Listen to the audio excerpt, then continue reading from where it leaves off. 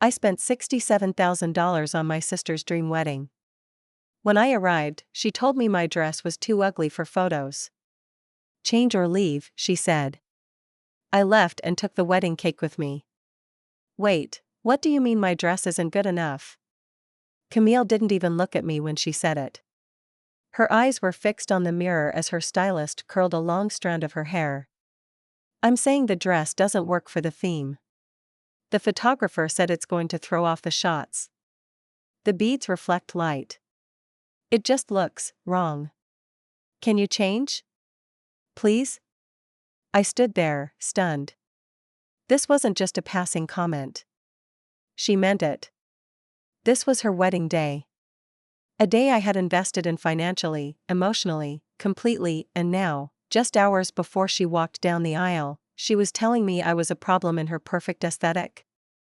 I said, Camille, I spent thousands on this dress. You saw it. You said it was fine. Her lips pressed together in a forced smile. It looked different then. The lighting is different here. Look, I'm not trying to be rude, I'm just asking you to either find something else to wear or just sit this one out. That was it. Those were my choices: change my dress, or leave the wedding I paid for. So I left. And I took the $2,300 cake with me. I'm not here for validation. I'm not here to play victim. I just need to get this out, because it's been 6 months and I still wake up some mornings with a bitter taste in my mouth, not from regret, but from the realization that I let things get this far. My name's Marlene. I'm 42. I live in Seattle, work in tech, recently divorced, and have no kids. My life is quiet, organized, and until recently centered around being the dependable older sister. Camille is 32. Gorgeous, magnetic, impulsive. The kind of person people are drawn to like moths to a flame.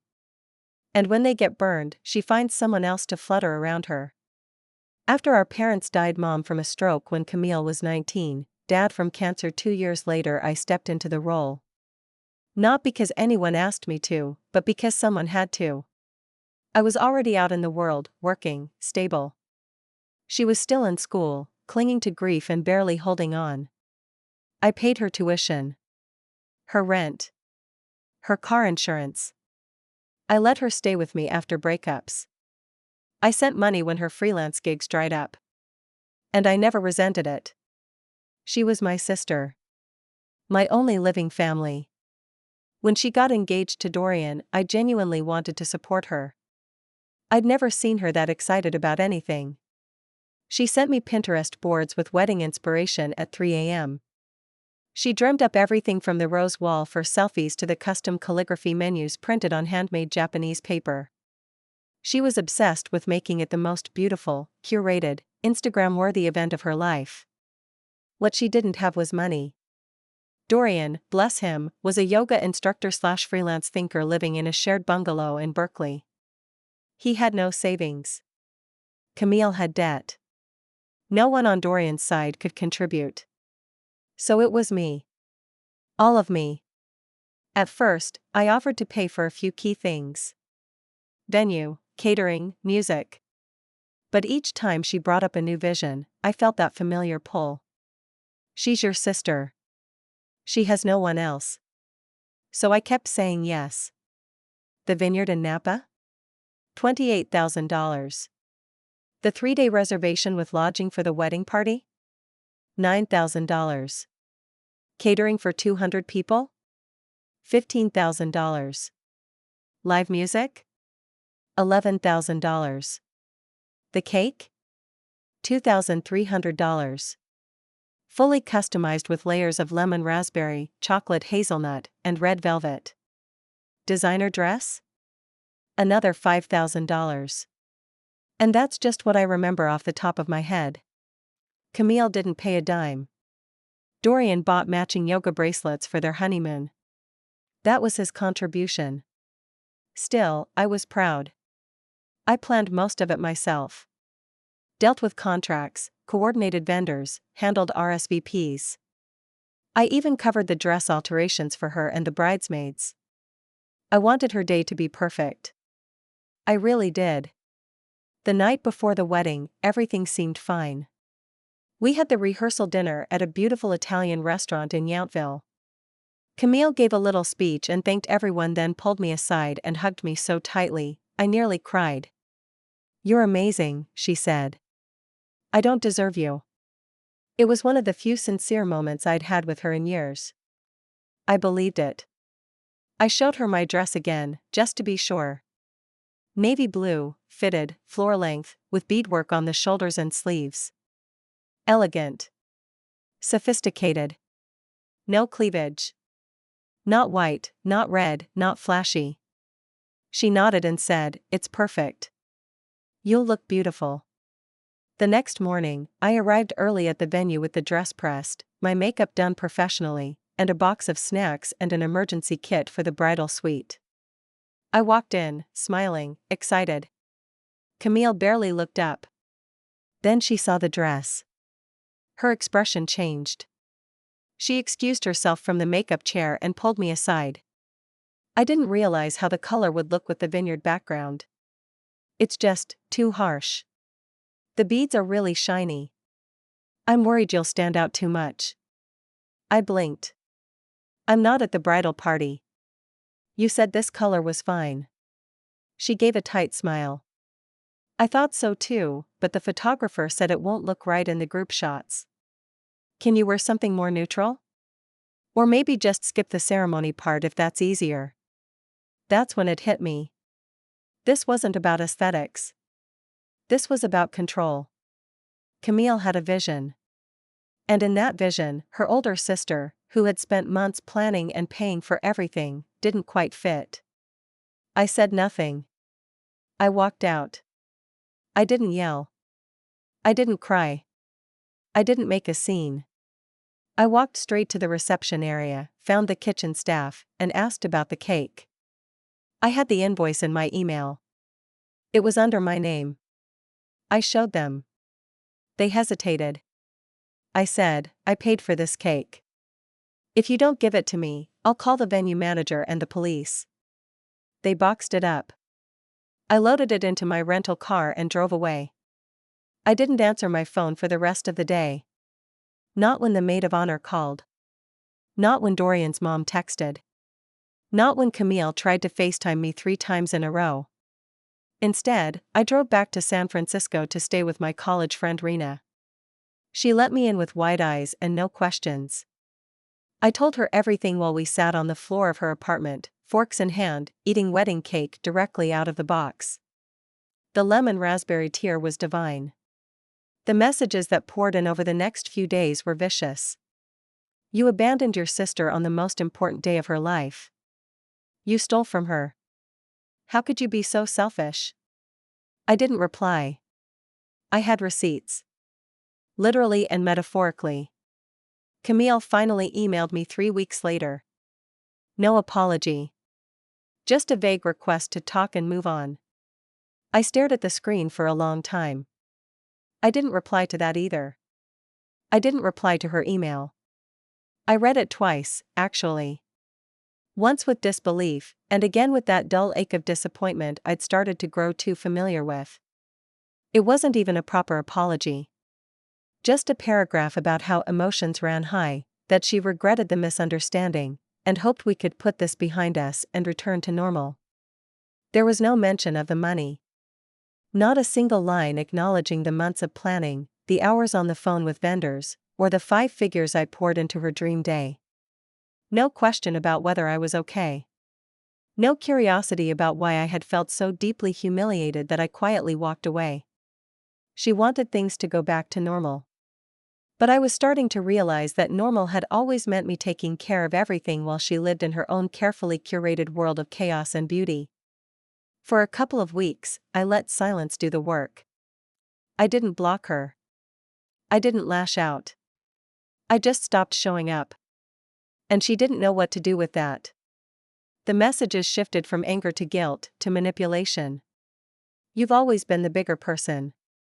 I know you are. It's just a dress, Marlene. I didn't kick you out. Everyone's asking where you went. I've been so embarrassed. Can you please just explain it to people? Then came the line that snapped something inside me, you're blowing this way out of proportion. Do you really want to lose your only sister over a dress? That sentence haunted me. Not because she was wrong about us being each other's only living family, but because it finally made me see how fragile and one-sided our relationship really was. She wasn't mourning my absence, she was mourning the disappearance of a utility. Of someone who always cleaned up the mess, paid the bill, soothed the drama. And now that I was quiet, distant, and no longer in service of her story, she didn't know how to reach me. In the months that followed, people chose sides, though I never asked them to. My aunt in Spokane called and left me a voicemail, long and awkward, trying to both stay neutral and also ask if I really stole the cake. I deleted it. A couple of Camille's friends, people I'd known for years, unfollowed me on Instagram and stopped responding to my texts. Fine. I didn't need a verdict. I knew what had happened. I knew what I had done. And for once in my life, I was okay not explaining myself. Rena, my college friend who had become something of a lifeline during all of this, checked on me often. Sometimes she just sent me memes. Other times, she called and let me talk through things I didn't even realize were still festering.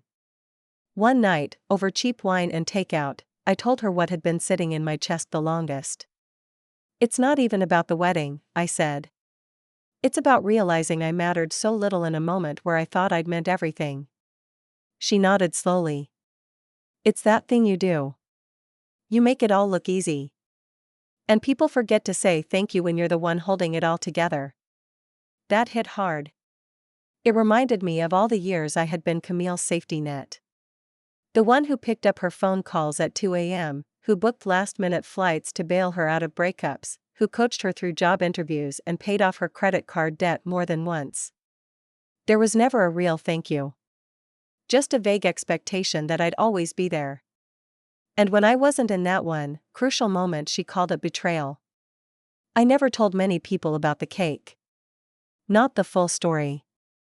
A few close friends knew, and Rena joked that I should have posted a photo of it on Instagram with the caption, "Every bite is worth the price." But I didn't. The cake wasn't revenge. It was something else. Maybe it was proof. Proof to myself that I had limits. That I could say enough, even if it came far too late. That I could walk away from something I built from the ground up if I was made to feel disposable in it. It sat in Rena's freezer for weeks. Every time I visited, we'd carve out a little wedge and share it with tea or wine. It became a symbol of something we couldn't quite name. Not closure. Not justice. But a kind of quiet, sugary defiance. Sometimes, I'd stare at the leftover layers and think, this is the most expensive lesson I've ever eaten. A few weeks ago, I got a forwarded email from the wedding photographer. Apparently, Camille had listed me as the main point of contact for the photo delivery, and he was reaching out to finalize the payment and logistics. There were dozens of attachments. Candid photos, posed shots, portraits under fairy lights. And even though I didn't want to care, I clicked through them. I looked for me. I wasn't there. There was a space where I should have been. Between the aunts, the bridesmaids, and the final group shot. The lineup was slightly off balance. A gap. You might not notice if you didn't know to look for it. But I saw it. It was the most visible absence I'd ever witnessed. And I realized something: Camille didn't erase me. She exposed me. Or rather, she exposed what had always been true: I was never meant to be the centerpiece. Just the scaffolding. I closed the album, unsubscribed from the photographer's mailing list, and deleted the message. And I didn't cry. I thought I might. But I didn't. I felt clean. Hollow in a peaceful way. Like something had been lifted off me. And for the first time in a long, long time, I didn't want it back. I didn't want it back. That part surprised me the most. For so long, my identity had been wrapped up in being Camille's anchor. Not just her older sister, but her fixer. Her fallback plan. I thought I needed her too. That if I stopped being her support system, I'd be left with nothing but silence. But in the months after I walked away from her wedding, that silence turned out to be the most clarifying part of it all. It wasn't empty. It was honest. And in that honesty, I found a version of myself I hadn't been in years, one who had boundaries, who asked for nothing, who started saying no without guilt.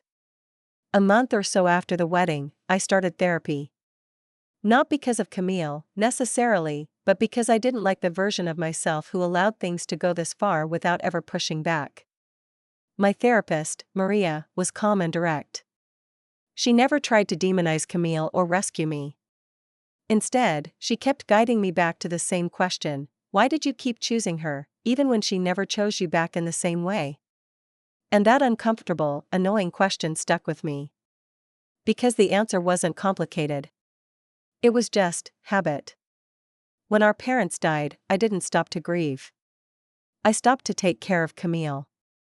I became a provider in a way I thought was noble, mature.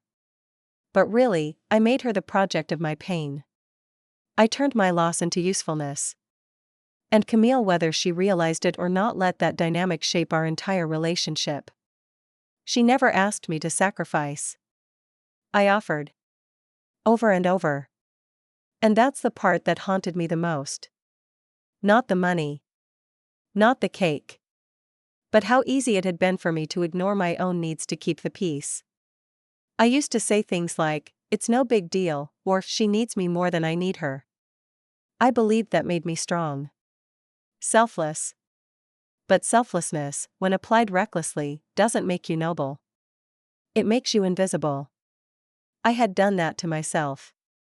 Camille sent me a birthday card in February. Just a simple envelope with gold cursive on the front, "Thinking of you." Inside was a short note: "I miss you. I've been thinking about everything. I don't know how to fix it, but I want to try. I hope we can talk soon." No apology. No acknowledgement of what she did. Just a vague invitation back into the orbit I'd finally escaped. I left the card on my dining table for weeks. I'd glance at it every morning while drinking my coffee, wondering what it meant that I didn't feel anything: no anger, no sadness, no urge to reply. I didn't feel like going back. Not because I was holding a grudge. But because I no longer recognized the version of me that would have folded herself in half to rebuild the bridge. My real friends noticed the change. Rena especially. "You're lighter," she said one night. "Like you finally put something heavy down." "I think I did," I replied. "I think I put her down." Rena smiled. "Good. You've been carrying her since you were 27. There were still moments, of course, where I questioned everything. A song would come on the radio, something Camille used to belt out in the car, and I'd feel a flicker of sadness. I'd pass a bakery and see a cake in the window that reminded me of that ridiculous 7-tier thing sitting in Rena's freezer. I even saw a photo of Camille online. A mutual acquaintance had posted it to her in Dorian at some kind of coastal yoga retreat in Mendocino. She was laughing, wind in her hair, effortlessly radiant. I stared at the photo for a long time. She looked so light, too. Like she hadn't noticed I was gone at all. And that's when I realized something else. Camille had always been good at moving on. She was good at finding new people, new distractions, new sources of energy. That wasn't cruelty, it was just how she survived. She absorbed attention, light, love, and when it faded, she moved toward the next glow. I, on the other hand, had rooted myself in her for so long that stepping away felt like tearing out part of who I was. But now? Now I was learning to grow roots elsewhere. I had started taking pottery classes again, something I hadn't done since college. My hands remembered more than I thought they would. There was something meditative about spinning clay, about shaping something with care and then deciding whether to keep it or collapse it. Some nights, I would leave the studio with clay still under my fingernails and think, this is the first time I built something that was just for me. I wasn't the scaffolding anymore. I was the structure. One morning, sometime in April, I got a call from an unfamiliar number. I let it go to voicemail. It was Dorian. His voice was low, awkward. Hey Marlene. I'm sure you probably don't want to hear from me, but I wanted to say I'm sorry for how everything went down. Camille's been having a hard time. I think she misses you more than she's able to admit. Anyway, I just wanted to say thank you for everything. You were incredibly generous, and I don't think I ever really said that. I sat with that voicemail for a long time. Not because I needed it, but because it reminded me that somewhere in all the mess, I had mattered. Even if just as a background figure, a provider, someone who helped build a dream that eventually excluded me. And maybe that was enough. Not for Camille. Not for the people who judged me for walking away. But for me. Because for the first time in years, I was building a life where I didn't have to be invisible to be valued. And I wasn't done yet. I listened to Dorian's voicemail twice. It didn't spark any dramatic emotion in me, not anger, not forgiveness, not sadness. It just sat there in my ear like a weightless stone. I appreciated the gesture, but I didn't feel compelled to respond. It wasn't my job to mediate Camille's feelings anymore. If she missed me, she could say that herself. But she wouldn't. I knew her well enough to know that apologies weren't her language. Control was. Image was. And she'd already rewritten the story in her head. I was the unstable, dramatic sister who stole her wedding cake in a tantrum. That version was easier for her to live with. Still, I waited. Weeks passed. I focused on work, made time for friends, even went on a few coffee dates with a very earnest architect who loved old books and owned 3 cats. I didn't tell him about the wedding. Not yet. Then, in early May, something changed. I got an email from a vendor I didn't recognize as a boutique florist based in Carmel. They were following up about a deposit for a wedding in September, confirming final color palettes and asking if I still wanted the rare blue delphiniums flown in from Amsterdam. Confused, I replied, I think you have the wrong person. I haven't booked a wedding in Carmel. They responded with the contract. It had my name on it. My phone number. My old business address. But I hadn't signed it. And then I noticed, the signature was scanned from an old PDF I had used for previous vendor bookings. Someone had reused my name. My digital signature. My credit information was blurred out, but the initial deposit had been paid from a temporary card I had given Camille access to years ago, back when she was between jobs. I stared at the screen. Camille was planning another wedding. A second one. A renewal ceremony, apparently. Dorian had joked once that their real wedding was too chaotic, and Camille had latched onto the idea of redoing it the right way with better lighting, fewer guests, and a new dress. And she'd booked it under my name. I didn't get angry. I got strategic. The next day, I made 3 phone calls. First, to the florist. I explained the situation calmly and asked them to send me a copy of the full invoice. Then I sent a certified letter officially declining services on my behalf and revoking all authorization. Second, I contacted my bank and confirmed the old card had been shut down months ago. No charges had gone through under my name. But I placed a fraud alert anyway. And third, I called the venue in Carmel. The woman who answered was lovely Michelle, the event coordinator. I explained, in detail, that I was not paying for any event, and I had not signed any contracts. I asked if Camille had been in for a tour. Oh yes, Michelle said. She mentioned you were the planner and sponsor. She was very particular about the photo angles. Of course she was. I paused. Out of curiosity, is she still within the cancellation window? Michelle checked.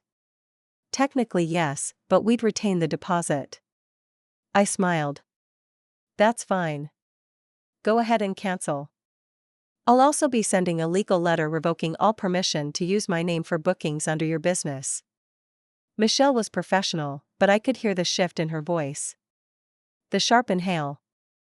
Understood. Then I got to work on my own plan. I waited 2 days, just long enough for Camille to find out the bookings were cancelled. She didn't call. Didn't text. But I knew she knew. On the third day, I did something I hadn't done since the wedding. I posted on Facebook. It wasn't a rant. Not a takedown. It was a photo. A single shot of the wedding cake left it. The top tier, wrapped in wax paper, carefully thawed and plated. I had taken it out of Rena's freezer the night before. The caption read, "The last bite of a $67,000 lesson in boundaries." Tasted even better 6 months later. No names. No tagging. No drama. Just a very public, very pointed reminder that I remembered. The comments rolled in fast. Friends, coworkers, extended family all reacting, all speculating. Camille saw it within hours. She didn't comment. Didn't like it. But I got the notification, "Camille viewed your profile." I smiled. Then, for good measure, I made another post the next day, a screenshot of a wire transfer confirmation for a $3,500 donation to a nonprofit that provides free wedding dresses and support to low-income brides. In the caption, I wrote, "Turning disappointment into dignity." In honor of all the sisters who did too much, for too little. Again, no names. But everyone knew. 2 days later, Camille finally called. I let it go to voicemail. "Marlene. I don't know what you're trying to prove, but this is petty." "The Facebook stuff? Really? I already said I wanted to move on." Then came the sigh. "Look, I didn't mean to hurt you. I didn't think you'd react this way. You always do the dramatic thing when you're upset. Can we just please stop this now? You've made your point." I didn't call back. Instead, I wrote her an email. 1 paragraph. That was it. "Camille, I wish you all the best in your future ceremonies. But I'm no longer available for emotional or financial support. Please do not use my name, resources, or time for anything you plan. I'm not angry. I'm just done." That was the last time I heard from her. 3 weeks ago, I mailed the cake stand back to the bakery in Napa. It had been sitting in a cabinet this whole time, untouched. I included a thank you card and a generous tip, even though it was months late. The woman at the shop wrote back. She remembered me. "You were calm," she said in her note. "Calmer than anyone I've seen when walking away with a wedding cake." I smiled reading that. Because in the end, that's what this was, not an outburst, not revenge in the cruel sense. But a declaration. Of worth. Of limits. Of walking away from someone you love, not because you stopped loving them, but because you finally started loving yourself more. I ate the last bite of the cake alone in my kitchen, with chamomile tea and a quiet sense of peace. It was rich. Just the right amount of sweet. And nothing ever tasted so satisfying.